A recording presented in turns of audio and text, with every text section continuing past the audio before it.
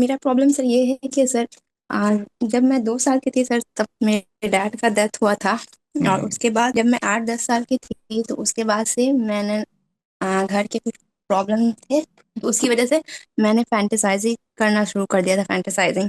हम्म। तो अम्मी का भी तबीयत जब खराब हुआ 2011 में, तब से मेरा ये स्टार्ट हुआ था फैंटेसाइजिंग का प्रॉब्लम। तो वहाँ जहाँ पे मैं हमेशा फैंटेसाइज करती हूँ, यहाँ पे हर एक चीज़ परफेक्ट है। हम्म। और ये प्रॉब्लम मतलब 10-11 साल तक मैं ये सेम प्रोसेस में रही हूँ। और हम्म। अभी लास्ट मेरी तबीयत ज़्यादा खराब हो गई थी तो उसमें मैंने चेकअप वगैरह कराया तो आईबीएस का ही प्रॉब्लम आया, एच हम्म। Pylori enteral gastritis. तो हम्म। सर मेरा ये है सर कि वेट बहुत ज़्यादा लॉस हो गया। मैं 23 ईयर्स की हूँ और मेरा वेट 31-32 पे है।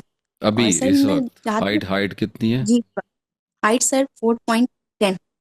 4.10। और एज कितनी है? 23। 23। और वजन कितना बताया आपने? 30। 31-32 हाँ, तो यही रहता वेट है वेट सर। बहुत कम हो गया है, क्यों इतना कम जी हो रहा है? थायराइड का टेस्ट करवाया? जी सर, वो थायराइड का करवा चुके हैं, एमआरआई अभी डॉक्टर ने एमआरआई वगैरह सब कुछ कराया है सर। हाँ, थायराइड लेकिन ठीक है आपका। जी, यही हाँ सिर्फ तो आईबीएस का हमको प्रॉब्लम है, एच पायलरी और एंट्रल नहीं, गैस्ट्राइटिस। एक मिनट, वो मैं समझ गया हूँ। तो मुझे बताएं, खाना पीना आपका काम है? जी सर, मुझसे खाया ही नहीं जाता, हम खाने की क्या कोशिश होता करते हैं, है? वो नोजिया होता है, वोमिटिंग होता है, हम्म, बहुत मुश्किल से एक रोटी 1.5 रोटी खा पाते हैं। तो आपने एंडोस्कोपी कराई है? जी एंडोस्कोपी कराई है, उसी में ही एच 2 बार हो चुकी है एंडोस्कोपी। नहीं, एच पाइलोराई के अलावा कोई और चीज़ तो नहीं आई इसमें? कल्चर एंट्रल वगैरह लिया गैस्ट्राइटिस था? कल्चर वगैरह लिया था उन्होंने? वो सब लिए। तो उसमें क्या आया रिपोर्ट में? वो सब निगेटिव ही था सर, कोई ये नहीं, सिर्फ नहीं, हमको इसका दो मतलब प्रॉब्लम है to them you are fine. वो तो अभी तो आपको एच पाइलोरी तो हर बंदे को ही चल रहा है ना। उसका फिर ट्रीटमेंट करवाया आपने रेडिकेशन का? जी जी, वो लिए हैं, एच पायलरी किट लिए हैं अच्छा, कितना? सर। 15 दिन का था? जी 15 दिन का ही था। तो अब क्या हालात हैं स्टमक के? बेहतरी हुई कुछ सिम्टम्स में? वो सर सिम्टम में थोड़ा बेहतर, पहले तो ये था कि एकदम नहीं खा पाते थे, अब माशाल्लाह एक रोटी खा लेते हैं अल्हम्दुलिल्लाह। एक रोटी। और अब लेकिन नौजिया कितना प्रॉपर है? ठीक नहीं हुआ सर, वो नौजिया कभी कभी हो जाता है और मेन हमको ये प्रॉब्लम होता है जब कुछ ज्यादा अच्छा खाना बन जाता है तो हम नहीं खा पाते, वो नौजिया उस टाइम स्टार्ट हो जाता ये तो बड़ा शैतान नौजिया है, जो अच्छा खाना पकने पे खराब बनता है, अच्छा खाने पे तो नौजिया खत्म है। होना चाहिए। सर अच्छा। मेरा मेन इशू ये है सर, ये हम फैंटेसाइजिंग से मैं हम ये छुटकारा चाहते हैं और ये हमसे होता ही नहीं है, हम प्रेजेंट में रह ही नहीं पाते हैं। नहीं नहीं, कोई बात नहीं। देखो, सब आपकी फैंटेसाइजिंग एज में, स्पेशली जब आईबीएस भी हो जाए ना, तो इमेजिनेशन एक फॉर्म ऑफ एस्केप के तौर पे इंसान, लड़के लड़कियां यूज़ करने लग जाते हैं। सोने के वक्त पे ड्रीमिंग करते हैं, सिचुएशंस क्राफ्ट करते हैं, उसमें अपने आप को परफेक्शन में रखते हैं। और जी इसी तरह से डे ड्रीमिंग में भी एक ऐसा, और फिर ये मालाडाप्टिव इस तरफ की चीज़ों में भी चली जाती है। लेकिन आप तस्बीह कर रहे हो कि साथ में नमाज की क्या जी सर, कैफियत है? अल्हम्दुलिल्लाह सर, नमाज भी पढ़ते हैं, कुरान भी पढ़ते हैं, तहज्जुद भी पढ़ते हैं अल्हम्दुलिल्लाह, और तस्बीह हाँ, तो तो हमेशा माशाल्लाह, पाठ फिर वगैरह फिर करते तो आपको कोई मसले वाली बात ही नहीं। फिर आपको डे ड्रीमिंग की फ़िक्र करने की ज़रूरत नहीं है। अल्लाह ताला आपको इसमें शिफा अता फरमाएगा। कुछ वक्त गुजरने के साथ मैच्योरिटी अता होगी, तो इस चीज़ की अहमियत आपकी नज़रों में ख़त्म हो जाएगी। माइंड इसमें से खुद ब खुद निकल जाएगा। या सलामू या मोमिनू या अल्लाह पढ़ रही हैं आप? हैं। यस सर, या सलाम और या मोमिनो पढ़ता है। इसके साथ या अल्लाह भी आप पढ़ना शुरू कर दें। या सलामू या मोमिनू या अल्लाह, या रहमान या रहीम या करीम। और फिजिकल अभी पेन कितनी है आपको? सिम्टम्स ज़्यादा है अभी? नहीं सर, सिम्टम ज्यादा नहीं, यही बस सिर्फ खाने टाइम ही सिम्टम वर्स हो जाता है बहुत ज्यादा। ओके, तो इसके लिए देखो, वो अल्लाह नूरु समावाति वल अर्ज जो है ना, जी उसको थोड़ा सा जिक्र में अपने में रखो। यानी बहुत ज्यादा नहीं, लेकिन आप यूं समझो जैसे पहले 3 तस्बीह हाथ पे लेके आओ काउंटर पे, और उसके बाद फिर आप 600 पे ले जाओ, और फिर एक जी तीसरे महीने आप ले जाओ 900 पे। उसके बाद काउंटर छोड़ दो, आपको पता चल जाएगा कि 1000 बार अगर पढ़ना है तो ऑलमोस्ट कितना टाइम लगता है। ये आप पहले महीने में भी कर सकते हो। फॉर एग्जाम्पल, आपको पता चला कि 1.5-2 घंटे में इतना मैं कर लेती हूँ, तो फिर आपने चलते फिरते 15 मिनट कर लिया, फिर आधे घंटे बाद फिर 10 मिनट पढ़ लिया, तो आपने रात तक, आपको पता है कि कोई 1800-700 मैंने पढ़ ही लिया होगा। 500-600, कभी 400 हो गया, कभी 600 हो गया। इतना करते रहो, ठीक है? ये आपको 4-5 महीनों में आहिस्ता आहिस्ता इसमें से निकालना शुरू करेगा। और फिर आईबीएस की रीजंस भी होती है ना, वो भी जी देखनी होती है कि वो किस वजह से आ रहा है। वो सिम्टोमेटिक डिजीज है, तो वो उसके पीछे कोई रीजन होती है, उस रीजन को भी फाइंड करना होता है। अपने मामलात की तरफ तो एक्सरसाइज वगैरह कर रहे हो? सर, एक्सरसाइज रेगुलर तो नहीं करते हैं सर। नहीं करो, एक्सरसाइज क्यों नहीं करते? और वो सर ये है यूट्यूब, कि हम, जिम जा सकती हैं आप? नहीं सर, जिम तो यहाँ पे नहीं है। ओके, आप कौन सी जगह से बात कर रही हैं? India sir. इंडिया में जिम नहीं होता? कौन से इंडिया में? किस सिटी से? इतना बड़ा इंडिया है। बिहार पटना। बिहार पटना। पटना के हो रहने वाले? ठीक हो गया। तो उसमें पता क्या है, घर पे यूट्यूब की एक्सरसाइजेस देखो, और वो कोई सेट बना लो 10-15 मिनट का। Exercise is must.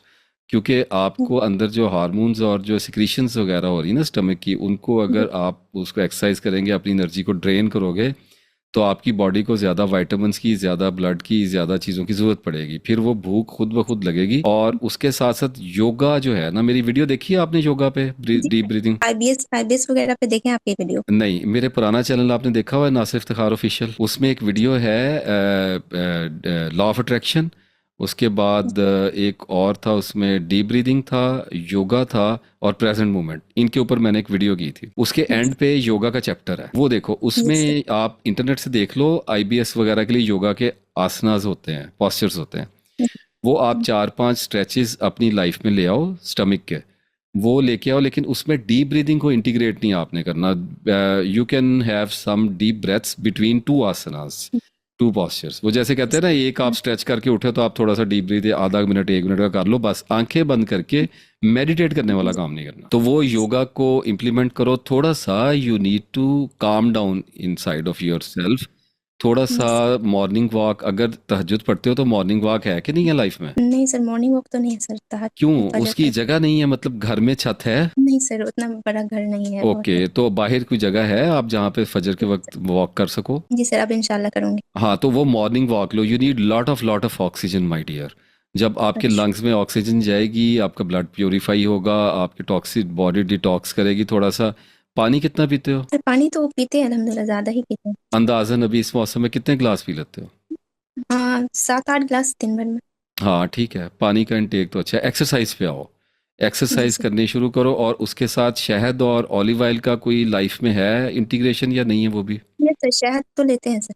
कितना, किस टाइम? रोटी में लेते हैं, और चाय मतलब कि पानी में भी लेते हैं। चाय में तो नहीं लेते? नहीं, चाय नहीं पीते हैं सर, नहीं, मेरे अच्छा डॉक्टर। ठीक है। अभी आपने वो मेरी वीडियो देखी है आईबीएस की? जी जी सर जी। उसमें मैंने शहद को मूव कराने का बताया हुआ है, कि कभी सुबह के वक्त, कभी फिर 2 महीने, महीना डेढ़ दोपहर में, फिर रात में। वो देखा है आपने पोर्शन? सर नहीं, अभी बहुत पहले देखते सर, हाँ, अभी ध्यान उसको नहीं एक है। दफ़ा दोबारा देखो। उसमें मैंने हनी का और ऑलिव ऑयल को इंटीग्रेट करने का बताया हुआ है, कि शहद कभी लेना होता है मॉर्निंग के वक्त, बगैर किसी चीज़ के। आप मतलब एक टी स्पून आप ले लेते हैं, और उसके बाद फिर 1 महीना 1.5 महीना आपने सुबह निहार मुँह जो है उठते हुए आपने पानी के गिलास में डाल के लेना होता है। फिर जब बहुत ज़्यादा गर्मी हो जाती है, तो फिर आपने असर के वक्त खाली पेट, जब आपको खाना खाए हुए 2 घंटे 2.5 घंटे हो गए, आपने ठंडे पानी में शरबत की तरह पीना होता है। फिर जब सर्दियाँ आ जाती हैं, तो रात को सोते हुए आपने पीना होता है, वो 1 टी स्पून लेना होता है। इसी तरह जो ऑलिव ऑयल है वो इसके कॉम्बिनेशन में चलता है, यानी जब हनी आपका मॉर्निंग में होगा, तो ऑलिव ऑयल आप रात में रखें। जब ऑलिव ऑयल मॉर्निंग में आएगा, तो हनी चक्कर काटता हुआ रात में आ जाएगा। तो इसको एक सर्कल बना के रखो अपने इर्द गिर्द, यानी आपको चलता रहे। और जब ये सर्कल आप चलाना शुरू करेंगे, तो हर 40-45 दिन, 1.5-2 महीने के बाद 10 दिन के लिए ब्रेक कर दिया करो सारा। कोई हनी नहीं लेना, कोई ऑलिव ऑयल नहीं लेना, ताकि बॉडी में अगर कोई टॉक्सिन्स डेवलप हो गए हैं उसके, तो वो निकल जाए। उसके बाद फिर दोबारा शुरू कर दिया करो।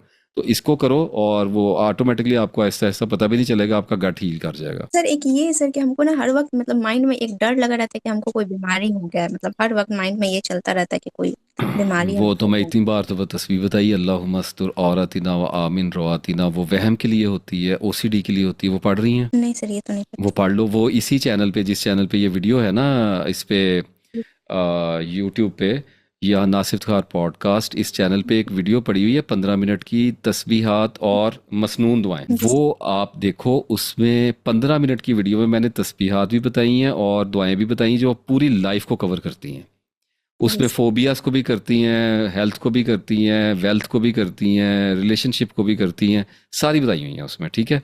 वो उनको जी सर। कवर करो, और थोड़ा सा रिलैक्स, ज़्यादा टेंशन ना लिया करो, कम सोचा करो, ठीक है?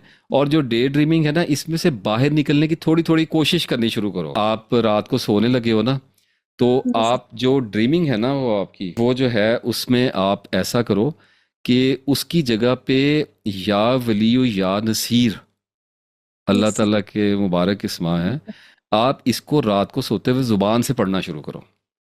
जी सर। कोई फोकस नहीं करना, जहन को ढीला छोड़ देना है, वो बनाएगा अपनी स्टोरीज, ठीक है? जी और आपने ज़ुबान से पढ़ते रहना है, ठीक है? और इसको आप इंटीग्रेट कर दो कि जैसे ही आपने सोने के लिए लेटना है ना, आपने यावलियो यानसीर, यावलियो यानसीर आपने शुरू कर देना है। तो इसमें होगा क्या कि 2-3 महीने जब माइंड इस प्रैक्टिस में रहेगा, तो वो डीप थिंकिंग से बाहर आ जाएगा। यानी वो प्लान तो बनाएगा, इमेजिनेशन yes, करेगा, लेकिन वो उसको ज़्यादा कॉन्टिन्यूटी में नहीं ले जा सकेगा, लंबी लंबी स्टोरी में नहीं लेके जाएगा।